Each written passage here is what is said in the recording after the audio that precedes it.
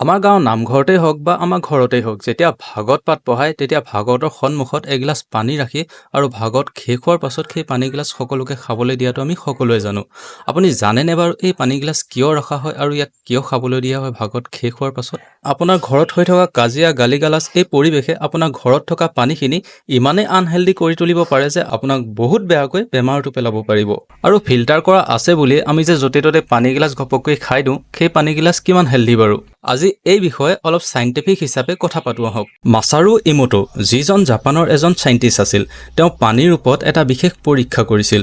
যেনে এগিলাচ পানী যদি সদায় বেয়া কথা, বেয়া মাত, বেয়া চিন্তা বা বেয়া পৰিৱেশত সদায় কাজিয়া লাগি থকা ঠাইত ৰাখি দিছিল আৰু আন গিলাচ সদায় ভাল চিন্তা, পজিটিভ ভাইব থকা জেগাত ৰাখি দিছিল। সেই পানীখিনি অলপ দিন যেতিয়া ৰাখি তাক ফ্ৰিজিং কৰি তাক মাইক্ৰস্কোপত তাৰ ষ্ট্ৰাকচাৰটো চোৱা হয়, তেতিয়া দেখা পোৱা যায় যে যিখিনি পানী সদায় বেয়া কথা, বেয়া চিন্তা বা বেয়া পৰিৱেশত ৰখা হৈছিল, সেই পানীখিনি ষ্ট্ৰাকচাৰটো বহুত আনহেল্ডি আছিল। আৰু যিখিনি পানী সদায় ভাল চিন্তা, ভাল কথা, ভাল পৰিৱেশত ৰখা হৈছিল, সেই পানীখিনি ষ্ট্ৰাকচাৰটো বহুত হেল্ডি আছিল। যিটো আপুনি ফটোকপি দেখিয়ে ভালকৈ ধৰিব পাৰিছে। মইতো আপোনালোকক এটা সৰু উদাহৰণে দিছোঁ। তেওঁতো ইয়াৰ ওপৰত এখন কিতাপো লিখি উলিয়াইছে আৰু সেই কিতাপখনত তেওঁ বিভিন্ন পৰিৱেশত পানী কিমান হেল্ডি কিমান আনহেল্ডি হয় ইয়াৰ ওপৰত বিশেষকৈ লিখা আছে।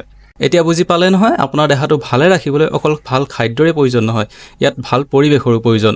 সেইবাবে আপোনালোকে যিমান পাৰে আপুনি থকা পৰিৱেশটো ভালকৈ ৰাখিবলৈ যত্ন কৰিব। আশা কৰোঁ মই প্ৰথমে কৰা কুৱেশ্যনকেইটাৰ আনচাৰসমূহ সকলোৱে পাই গৈছে। যদি ভিডিঅ'টোৰ জৰিয়তে অলপ হ'লেও কিবা এটা শিকিব পাৰিলে তেন্তে মোৰ ভিডিঅ'টো অলপ হ'লেও সাৰ্থক হৈছে। সুস্থ থাকক আৰু সদায় এটা ভাল পৰিৱেশৰ মাজত যাতে আপুনি জীয়াই থাকিব পাৰে তাৰ বাবে আপুনি চেষ্টা কৰক। আজিলৈ আহিছোঁ। জয় আই অসম।